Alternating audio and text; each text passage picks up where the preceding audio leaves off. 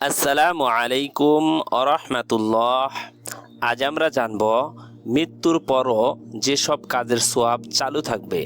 মানুষের জীবনের দুটি অধ্যায়, একটি দুনিয়ার জীবন, অপরটি আখেরাতের জীবন। দুনিয়ার জীবনে যা আমল করবে তার প্রতিদান আখেরাতের জীবনে পাবে।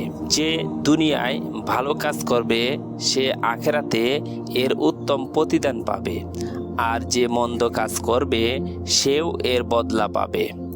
আমরা জানি মানুষের মৃত্যুর সঙ্গে সঙ্গে তার আমল করার কোনো ক্ষমতা থাকে না, তার সব আমল থেমে যায়। কিন্তু এমন কিছু আমল রয়েছে যেগুলো দুনিয়ার জীবনে করলে মৃত্যুর পর মৃত্যু ব্যক্তি কবরেও সে আমলের সোয়াব পেতে থাকেন। এই প্রসঙ্গে পবিত্র কোরআনুল কারিমে এরশাদ হয়েছে, আমি তো মৃতকে জীবিত করি আর লিখে রাখি যা তারা অগ্রে প্রেরণ করে এবং যা পিছনে রেখে যায়, আর প্রতিটি বস্তুকেই আমি সুস্পষ্ট কিতাবে সংরক্ষণ করে রেখেছি। সূরা ইয়াসিন আয়াত নং 12। হাদিসে এরশাদ হয়েছে, হযরত আবু হুরায়রা রাদিয়াল্লাহু তাআলা আনহু থেকে বর্ণিত, হযরত রাসূল সাল্লাল্লাহু আলাইহি ওয়াসাল্লাম বলেছেন, মানুষ মৃত্যুবরণ করলে তার যাবতীয় আমল বন্ধ হয়ে যায়, তবে তিনটি আমল বন্ধ হয় না। এক, সদকায়ে জারিয়া। দুই, এমন জ্ঞান এলেম যার দ্বারা উপকৃত হওয়া যায়। ও তিন, এমন নেক সন্তান যে তার জন্য দোয়া করে। সহিহ মুসলিম, হাদিস নাম্বার 4310। যেসব আমলের সোয়াব মৃত্যুর পরও জারি থাকবে তা নিম্নে আলোচনা করা হলো। জ্ঞান শিক্ষা দেওয়া। এমন এলেম জ্ঞান শিক্ষা দেওয়া যা মানুষের জন্য উপকারী এবং কল্যাণকর। যে এলেম মানুষকে হেদায়েতের দিকে নিয়ে যায়, মানুষকে জাহান্নাম থেকে মুক্তি দেয় এবং জান্নাতের পথে চলতে নির্দেশ করে, এ ধরনের এলেম শিক্ষা দেওয়ার কারণে মৃত ব্যক্তি কবরে এর সোয়াব পাবেন। কোরআন, হাদিস, তাওহীদ, আখিরাত, হালাল হারাম, বিভিন্ন মাসালা মাসাইল শিক্ষা দেওয়া, মানুষের কল্যাণে বিজ্ঞান ও প্রযুক্তির জ্ঞান শিক্ষা দেওয়া এবং দুনিয়া পরিচালনা বিষয়ক বিভিন্ন বিষয়ে শিক্ষা দেওয়া এর মধ্যে অন্তর্ভুক্ত।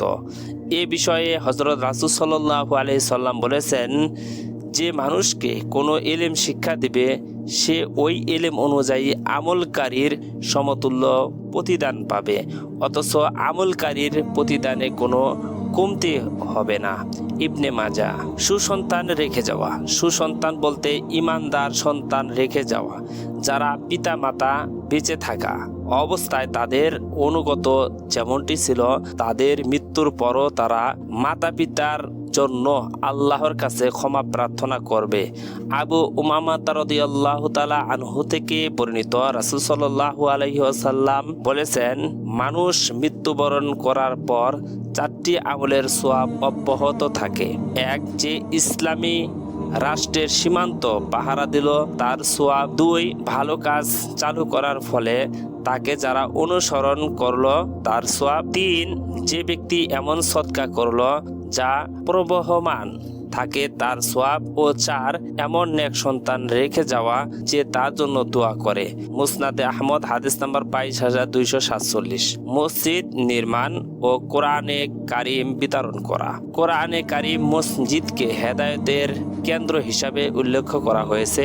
হাদিসে বলা হয়েছে, হযরত ওসমান রাদিয়াল্লাহু তাআলা আনহু থেকে বর্ণিত, হযরত রাসূল সাল্লাল্লাহু আলাইহি ওয়াসাল্লাম বলেছেন, যে ব্যক্তি আল্লাহর জন্য মসজিদ তৈরি করলো, আল্লাহ তার জন্য জান্নাতে অনুরূপ ঘর তৈরি করবেন।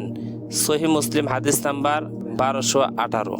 অনুরূপভাবে কোনো ব্যক্তি যদি কোরআনুল কারিম কোনো মসজিদ, মাদ্রাসা বা কোনো প্রতিষ্ঠানে বিতরণ করে, ওয়াকফ করে এবং সেগুলো পড়ে, তবে তার সোয়াবের একটি অংশ সে পাবে। অন্য এক হাদিসে এরশাদ হয়েছে, হযরত আবু হুরায়রা রাদিয়াল্লাহু তাআলা আনহু হতে বর্ণিত, হযরত রাসূল সাল্লাল্লাহু আলাইহি ওয়াসাল্লাম বলেছেন, মানুষ মৃত্যুবরণ করার পর কবরে 7টি আমলের সোয়াব অব্যাহত থাকে। এক, যে এলেম শিক্ষা দিল।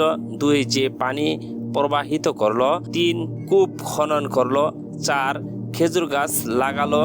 গাছ রোপণ। 5 মসজিদ তৈরি করলো। 6 কোরআনুল কারীম বিতরণ করলো। ও 7 এমন নেক সন্তান রেখে গেল যে তার জন্য ক্ষমা প্রার্থনা করবে। মুসনাদুল বাজ্জার হাদিস নাম্বার 7289। গাছ লাগানো। হযরত জাবের রাদিয়াল্লাহু তাআলা আনহু হতে বর্ণিত, হযরত রাসূল সাল্লাল্লাহু আলাইহি সাল্লাম বলেছেন, কোন মুসলিম যদি কোনো বৃক্ষরোপণ করে আর তা থেকে কোনো ফল ব্যক্তি খায় তবে সেটি তার জন্য সদকা। কোনো হিংস্র প্রাণী খেলেও তা তার জন্য সদকা। যদি কেউ চুরি করে খায় তাও তার জন্য সদকা। কোনো পাখিও খায় তাও তার জন্য সেটি সদকা। এমনকি যদি কেউ তা কেটে ফেলে তাও সেটি তার জন্য সদকা। সহিহ মুসলিম হাদিস নাম্বার 4050।